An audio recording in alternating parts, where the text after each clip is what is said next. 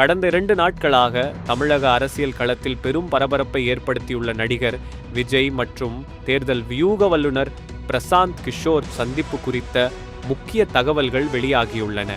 தமிழக வெற்றிக் கழகத்தின் தலைவராக உள்ள நடிகர் விஜய் கட்சியின் அமைப்பு ரீதியான பலவீனங்கள் மற்றும் உள்கட்சி பிரச்சினைகளால் கவலையடைந்துள்ளதாக தெரிகிறது. இந்நிலையில் கட்சியின் முக்கிய உறுப்பினரான ஆதவ் அர்ஜுனா 2026 சட்டமன்ற தேர்தலுக்கான உத்திகளை வகுக்க பிரசாந்த் கிஷோரை அணுகியுள்ளார். தற்போதைய தேர்தல் வியூக ஆலோசகர் ஜான் ஆரோக்கியசாமியின் செயல்பாடுகள் விஜய்க்கு திருப்தி அளிக்காத நிலையில் கட்சியின் தனிப்பட்ட ஆலோசனை குழு மற்றும் பிராண்டிங் மேலாளர் ஜெகதீஷின் பணிகளும் அரசியல் சவால்களை எதிர்கொள்ள போதுமானதாக இல்லை என்ற கருத்து நிலவுகிறது. கட்சியின் பொதுச் செயலாளர் புஸ்ஸி ஆனந்த் மீதான குற்றச்சாட்டுகள் விஜயை மன அழுத்தத்திற்கு உள்ளாக்கியுள்ள நிலையில் கட்சியின் முழுமையான கட்டுப்பாட்டை வெளிநிறுவனத்திடம் ஒப்படைக்க வேண்டிய சூழ்நிலை ஏற்பட்டுள்ளது. கட்சி வட்டாரங்களின் தகவலின்படி பிரசாந்த் கிஷோர் மற்றும் விஜய் இடையேயான சந்திப்பில் முக்கிய முடிவுகள் எடுக்கப்பட்டுள்ளன. டிவிகே கட்சியின் முழு கட்டுப்பாடும் பிரசாந்த் கிஷோரின் குழுவால் மட்டுமே கையாளப்படும் என்று தீர்மானிக்கப்பட்டுள்ளது. தற்போதைய கட்சி அமைப்பின் ஒருங்கிணைப்பு பலவீனம் மற்றும் அடிமட்ட கட்சி செயல்பாடுகளில் காணப்படும் குறைபாடுகள் காரணமாக இந்த முடிவு எடுக்கப்பட்டுள்ளதாக தெரிகிறது.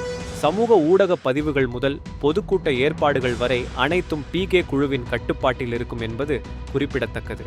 2021 தேர்தலில் திமுகவுக்காக பிரசாந்த் கிஷோர் பணியாற்றிய அனுபவம் உள்ளது. ஆனால் அப்போது திமுக வலுவான கட்சி அமைப்பையும் மக்கள் ஆதரவையும் கொண்டிருந்தது. ஆனால் டிவிகேவின் நிலை அப்படி இல்லை. இது ஒரு புது கட்சி என்பதால் அதன் வெற்றி வாய்ப்புகள் குறித்து பல்வேறு கேள்விகள் எழுந்துள்ளன. முன்னதாக திமுகவிற்கு பிகே பணியாற்றிய போது ரூபாய் 380 கோடி சம்பளம் பேசப்பட்டதாக தகவல்கள் வெளியான நிலையில் தற்போது பிரசாந்த் கிஷோர் விகேவிற்காக ரூபாய் 600 கோடி கட்டணம் கோரியுள்ளதாக பேசப்படுகிறது. இந்த தொகை தேர்தல் செலவுகளை உள்ளடக்கியதல்ல, வியூக ஆலோசனைக்கான கட்டணமாகும். இந்த உயர்ந்த கட்டணம் டிவிகேவின் புதிதாக நியமிக்கப்பட்டுள்ள நிர்வாகிகளிடம் பெரும் அதிருப்தியை ஏற்படுத்தியுள்ளது. புஸ்ஸி ஆனந்த் தலையில் இடி விழுந்தது போலவே வெறுப்பில் உள்ளாராம். குறிப்பாக கட்சியில் பெரும் முதலீடுகள் செய்துள்ள இளம் தலைவர்கள் மற்றும் அடிமட்ட பணிகளில் ஈடுபட்டுள்ள தொண்டர்கள் கவலை அடைந்துள்ளனர். திமுக மற்றும் பாஜக ஆகிய இரு பெரும் கட்சிகளும் 2026 தேர்தலுக்கான தங்களது திட்டங்களை தீவிரமாக வகுத்து வருகின்றன.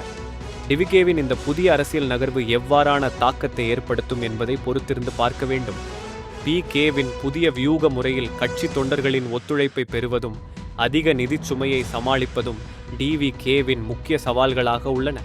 அரசியல் ஆய்வாளர்கள் கூறுகையில் தமிழக அரசியலில் இது ஒரு முக்கிய திருப்புமுனையாக அமையலாம் எனவும், ஆனால் பிரசாந்த் கிஷோரின் உத்திகள் எந்த அளவிற்கு வெற்றிகரமாக இருக்கும் என்பது தமிழக மக்களின் கையில் உள்ளது எனவும் தெரிவிக்கின்றனர்.